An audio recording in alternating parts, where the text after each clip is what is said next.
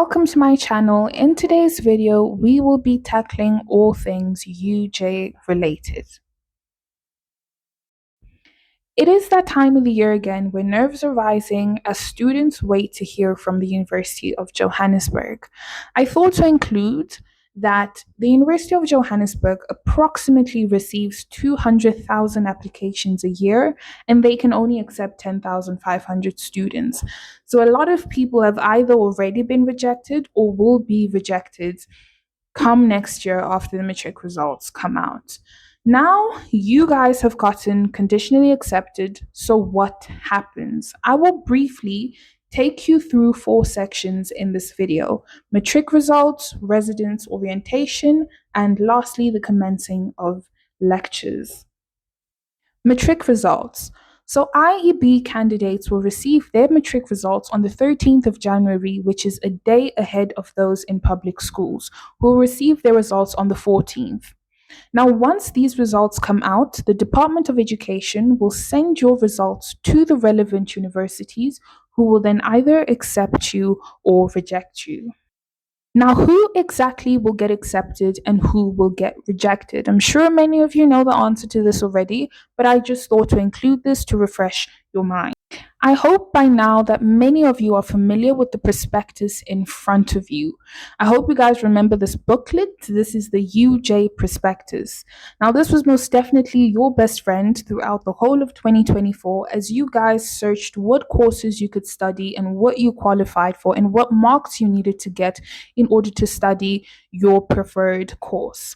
Now, if you read the prospectus, you would have seen that there was a section, as I've cropped out, that stated that final admission is based on the final grade 12 results, meaning you may have qualified with your grade 11 marks. However, if you fail to meet the requirements with your grade 12 marks, you will forfeit your place, which is a very nice way of saying you will get rejected.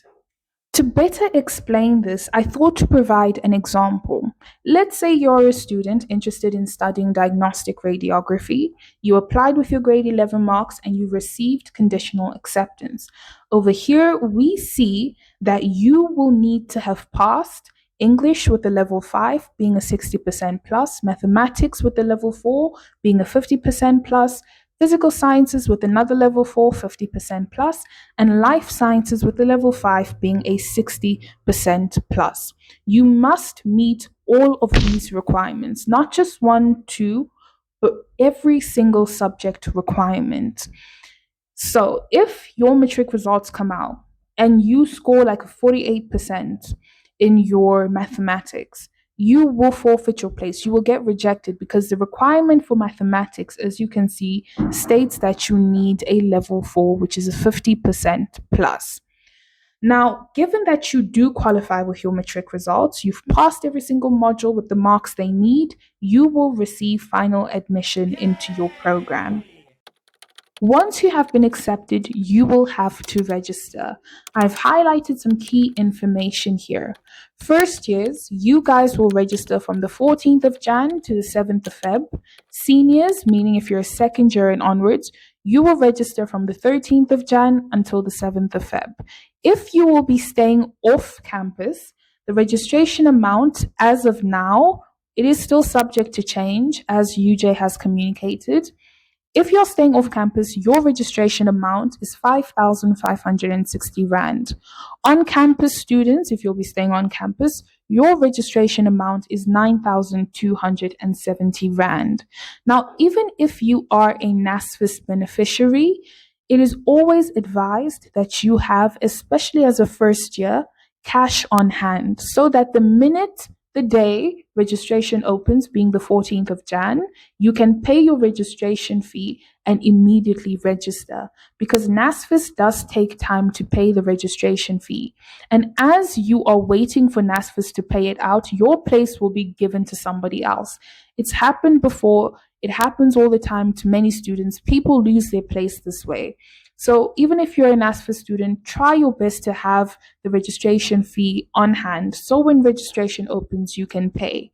Now, as a tip, you pay your registration fee either in 2 ways if you wanted to quickly reflect. You either go to an FNB ATM and you deposit the money into UJ's account through there. Their banking details you can find on their website. Please do not ask people on the internet because they will give you their own personal bank account numbers and you will get scammed. Go to the UJ website, look for their account details. I'm sure in the communication you guys have received, their account details are highlighted there. So you either pay from an FNB ATM or you log into your Ulink and you pay online. This way, your registration fee can reflect quickly. If you use banks like Capitec to pay, it may take a few hours or even a whole day to reflect. And in that time, your place will be given to somebody else. So please be cautious of that. Now, once registration is done, if you are a student who will be staying on one of the campus res, your res will communicate with you when you can start moving in. And this is usually around the end of January, just before orientation starts. Now, remember, January is such an important month. Please keep an eye out on your emails. Look at your emails, make sure that you're not missing any important information that UJ is sending to you because UJ in Jan will communicate with you through the email that you provided when you applied to UJ. A lot of important information will be coming your way, so always be a lookout on your emails. So you've gone through the most headache inducing part, and now you can breathe a little. You guys will now have orientation to look forward to. I will briefly explain what orientation at UJ is. Orientation is meant to bridge the gap between high school and university. It is meant to give you a slight look into what you can expect from your department and your degree. Now, as it can happen, your study method, whatever it may be that you used in high school, may not be sufficient or appropriate for university.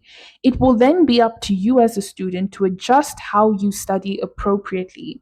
Now, if you guys would like me to make a video on what study methods I used to get me through my first year, I can do that because in my first year, I did bag a lot of distinctions, right? So if you would like that, just comment it down. I will take a look, see if there's a demand, and then make a video. So, the way also you will be assessed in university will be different from high school, as you will need to build your semester mark over the course of your semester, as well as qualifying for exams and so on. During orientation, they will explain this to you. And also, you will hear the term continuous assessment a lot. Your lecturers will explain this to you. Orientation may cover it briefly, but things are done differently in university than they are in high school. So, orientation is just going to highlight the biggest differences.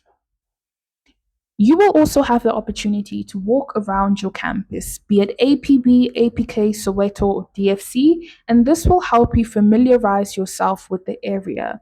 They will also show you around important places that you may need to constantly frequent, such as your student center, library, clinic, psycad, computer rooms, and so on.